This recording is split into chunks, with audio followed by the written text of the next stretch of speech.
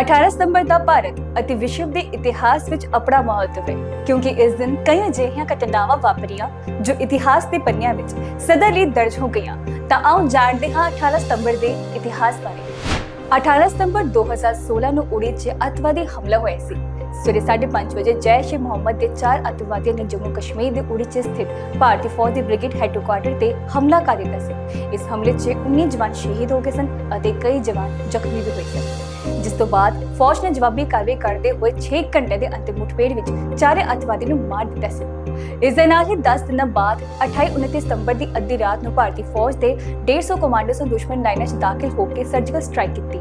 ਇਹ ਪਹਿਲਾ ਮੌਕਾ ਸੀ ਜਦੋਂ ਫੌਜ ਨੇ ਦੁਸ਼ਮਣ ਦੇ ਇਲਾਕੇ 'ਚ ਦਾਖਲ ਹੋ ਕੇ ਦਹਿਸ਼ਤਗਰਦਾਂ ਖਿਲਾਫ ਕਾਰਵਾਈ ਕੀਤੀ ਸੀ। ਫੌਜ ਨੇ ਪਿੰਪਰ, ਕੇਲ, ਤਾਤਾਪਾਨੀ ਅਤੇ ਲਿਪਾ ਖੇਤਰ 'ਚ ਅੱਤਵਾਦੀਆਂ ਤੇ ਕਈ ਲਾਂਚ ਪੈਡਾਂ ਨੂੰ ਉਡਾ ਦਿੱਤਾ ਸੀ।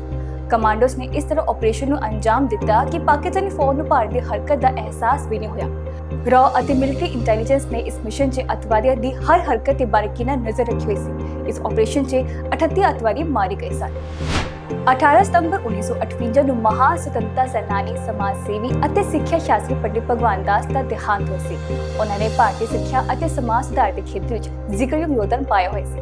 ਉਹ ਵਿਸ਼ੇਸ਼ ਤੌਰ ਤੇ ਕਾਸ਼ੀ ਵਿਦਿਆਪੀਠ ਦੀ ਸਥਾਪਨਾ ਲਈ ਜਾਣੇ ਜਾਂਦੇ ਹਨ।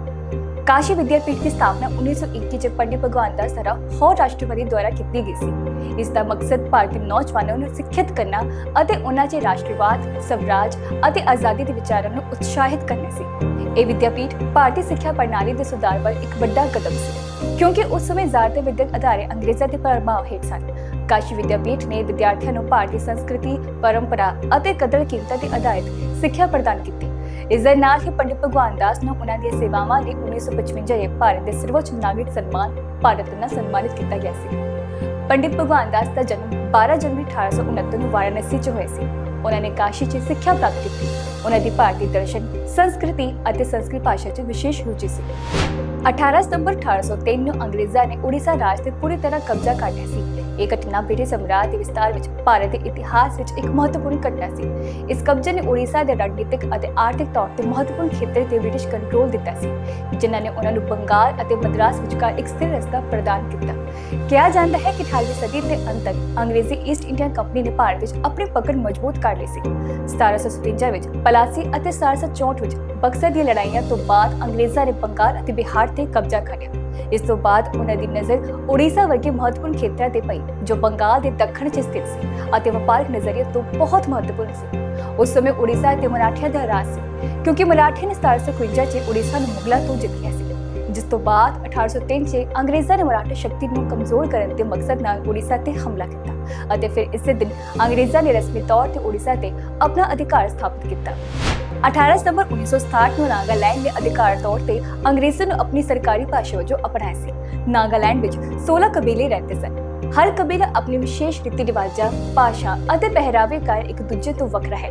ਨਾਗਾਲੈਂਡ ਦੀ ਸੱਭਿਆਚਾਰਕ ਵਿਭਿੰਨਤਾ ਦੇ ਮੱਦੇਨਜ਼ਰ ਇੱਕ ਸਾਂਝੀ ਭਾਸ਼ਾ ਦੀ ਲੋੜ ਮਹਿਸੂਸ ਕੀਤੀ ਗਈ ਸੀ ਜੋ ਸਾਰੇ ਕਬੀਲਿਆਂ ਵਿਚਕਾਰ ਸੰਚਾਰ ਦਾ ਮਾਧਿਅਮ ਬਣ ਸਕਦਾ ਹੈ। ਇਸ ਤੋਂ ਬਾਅਦ ਹੀ ਅੰਗਰੇਜ਼ੀ ਭਾਸ਼ਾ ਨੂੰ ਸਰਕਾਰੀ ਭਾਸ਼ਾ ਵਜੋਂ ਅਪਣਾਇਆ ਗਿਆ। ਭਾਸ਼ਾ ਅਤੇ ਧਰਮ ਇਹਨਾਂ ਕਬੀਲਿਆਂ ਦੇ ਲੋਕਾਂ ਨੂੰ ਆਪਸ ਵਿੱਚ ਬੰਨ੍ਹਦੇ ਹਨ। ਰਾਜ ਦੀ ਸਰਕਾਰੀ ਭਾਸ਼ਾ ਹੋਣ ਦੇ ਨਾਲ ਅੰਗਰੇਜ਼ੀ ਇੱਥੋਂ ਦੀ ਸਿੱਖਿਆ ਦੀ ਭਾਸ਼ਾ ਵੀ ਹੈ। ਨਾਗਾਲੈਂਡ ਦੀ ਵੱਡੀ ਆਬਾਦੀ ਅੰਗਰੇਜ਼ੀ ਬੋਲਦੀ ਹੈ। ਇੱਥੇ ਹਿੰਦੀ, ਨੇਪਾਲੀ, ਬੰਗਾਲੀ ਅਤੇ ਅਸਾਮੀ ਵੀ ਬੋਲੀ ਜਾਂਦੀ ਹੈ। ਨਾਗਾਲੈਂਡ ਦਾ ਨਾਂ ਅੰਗਰੇਜ਼ਾਂ ਨੇ ਰੱਖਿਆ ਸੀ। ਅੰਗਰੇਜ਼ਾਂ ਨੇ ਪਹਿਲੇ ਵਿਸ਼ਵ ਯੁੱਧ 'ਚ ਲੜਨ ਲਈ ਨਾਗਾਲੈਂਡ ਤੋਂ ਬਹੁਤ ਸਾਰੇ ਲੋਕਾਂ ਨੂੰ ਫਰਾਂਸ ਅਤੇ ਯੂਰਪ ਭੇਜਿਆ। ਇਹ ਲੋਕ ਨਾਗਾਲੈਂਡ ਵਾਪਸ ਆ ਗਏ ਅਤੇ ਅੰਗਰੇਜ਼ੀ ਦਾ ਪ੍ਰਚਾਰ ਕੀਤਾ। ਉਹਨਾਂ ਵਿੱਚੋਂ ਕਈਆਂ ਨੇ ਮਿਲ ਕੇ ਨਾਗਾ ਰਾਸ਼ਟਰੀ ਅੰਦੋਲਨ ਦੀ ਸਥਾਪਨਾ ਕੀਤੀ।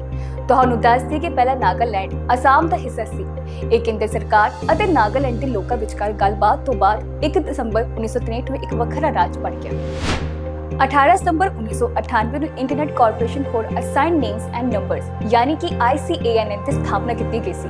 ਇਹ ਇੱਕ ਗੈਰ ਮੁਨਾਫਾ ਸੰਸਥਾ ਹੈ ਜੋ ਇੰਟਰਨੈਟ ਨਾਲ ਜੁੜੇ ਕੁਝ ਮਹੱਤਵਪੂਰਨ ਤਕਨੀਕੀ ਕਾਰਜਾਂ ਨੂੰ ਸੰਚਾਲਿਤ ਅਤੇ ਤਾਲਮੇਲ ਕਰਦੀ ਹੈ। ਇਸ ਦਾ ਮੁੱਖ ਕੰਮ ਡੋਮੇਨ ਨੇਮ ਸਿਸਟਮ ਦਾ ਪ੍ਰਬੰਧਨ ਕਰਨਾ ਅਤੇ ਇੰਟਰਨੈਟ ਪ੍ਰੋਟੋਕਾਲ ਐਡਰੈਸ ਨਿਰਧਾਰਿਤ ਕਰਨਾ ਹੈ।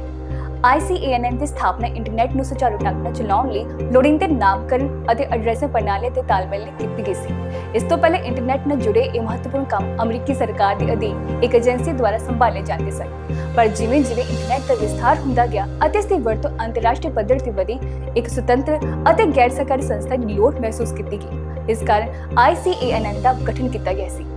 ਜੇਕਰ ਤੁਸੀਂ ਇੰਟਰਨੈਟ ਤੇ ਕੋਈ ਸਾਈਟ ਖੋਲ੍ਹਣਾ ਚਾਹੁੰਦੇ ਹੋ ਜਾਂ ਜੇਕਰ ਤੁਸੀਂ ਕਿਸੇ ਨੂੰ ਸੁਨੇਹਾ ਭੇਜਣਾ ਚਾਹੁੰਦੇ ਹੋ ਤਾਂ ਇੱਕ ਪਤੇ ਦੀ ਲੋੜ ਹੁੰਦੀ ਹੈ।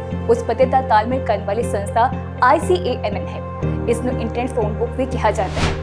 18 ਸਤੰਬਰ 1855 ਨੂੰ ਨਿਊਯਾਰਕ ਵਿੱਚ ਇੱਕ ਪ੍ਰਮੁੱਖ ਅਖਬਾਰ ਦਾ ਨਿਊਯਾਰਕ ਟਾਈਮਜ਼ ਦੀ ਸਥਾਪਨਾ ਹੋਈ। ਇਸ ਦੀ ਸਥਾਪਨਾ ਹੈਨਰੀ ਜਾਰਵਿਸ ਰਿਮੰਡ ਅਤੇ ਜਾਰਜ ਜੋਨਸ ਦੁਆਰਾ ਕੀਤੀ ਗਈ ਸੀ। ਇਹ ਸ਼ੁਰੂ ਵਿੱਚ ਨਿਊਯਾਰਕ ਡੇਲੀ ਟਾਈਮਜ਼ ਦੇ ਨਾਂ ਹੇਠ ਸ਼ੁਰੂ ਕੀਤਾ ਗਿਆ ਸੀ। 1857 ਵਿੱਚ ਇਸ ਦਾ ਨਾਮ ਬਦਲ ਕੇ ਦ ਨਿਊਯਾਰਕ ਟਾਈਮਜ਼ ਕਰ ਦਿੱਤਾ ਗਿਆ। ਇਸ ਦਾ ਮੁੱਖ ਸਿਧਾਂਤ all the news that's fit to print ਸੀ, ਭਾਵ ਸਿਰਫ ਉਹ ਖਬਰਾਂ ਜੋ ਛਪਣ ਲਈ ਫਿੱਟ ਹਨ। ਇਹ ਸਿਧਾਂਤ ਅੱਜ ਵੀ ਨਿਊਯਾਰਕ ਟਾਈਮਜ਼ ਲਈ ਮਹੱਤਵਪੂਰਨ ਹੈ। ਨਿਊਯਾਰਕ ਟਾਈਮਜ਼ ਨੇ ਪੱਤਰਕਾਰੀ ਦੇ ਖੇਤਰ ਵਿੱਚ ਬੇਮਿਸਾਲ ਯੋਗਦਾਨ ਲਈ ਹੁਣ ਤੱਕ 130 ਤੋਂ ਵੱਧ ਪੁਲਿਟਜ਼ਰ ਇਨਾਮ ਜਿੱਤੇ ਹਨ। ਇਸ ਨੂੰ ਕਿਸੇ ਵੀ ਹੋਰ ਅਖਬਾਰ ਨਾਲੋਂ ਵਧੇਰੇ ਪੱਤਰਕਾਰੀ ਬਣਾਉਂਦੇ ਹੋਏ ਨਿਊਯਾਰਕ ਟਾਈਮਜ਼ ਨੇ ਸਮੇਂ-ਸਮੇਂ ਤੇ ਕਈ ਵੱਡੇ ਘੁਟਾਲਿਆਂ ਅਤੇ ਯੁੱਧਾਂ ਬਾਰੇ ਰਿਪੋਰਟ ਪੇਸ਼ ਕੀਤੀ ਹੈ, ਜਿਸ ਵਿੱਚ 1971 ਚ ਪ੍ਰਕਾਸ਼ਿਤ ਪੈਂਟਾਗਨ ਪੇਪਰ ਵਿਸ਼ੇਸ਼ ਤੌਰ ਤੇ ਵਰਣਨਯੋਗ ਹਨ। ਇਸ ਰਿਪੋਰਟ ਨੇ ਵੀਅਤਨਾਮ ਯੁੱਧ ਵਿੱਚ ਅਮਰੀਕੀ ਸਰਕਾਰ ਦੀ ਭੂਮਿਕਾ ਤੇ ਵੱਡਾ ਖੁਲਾਸਾ ਕੀਤਾ ਹੈ।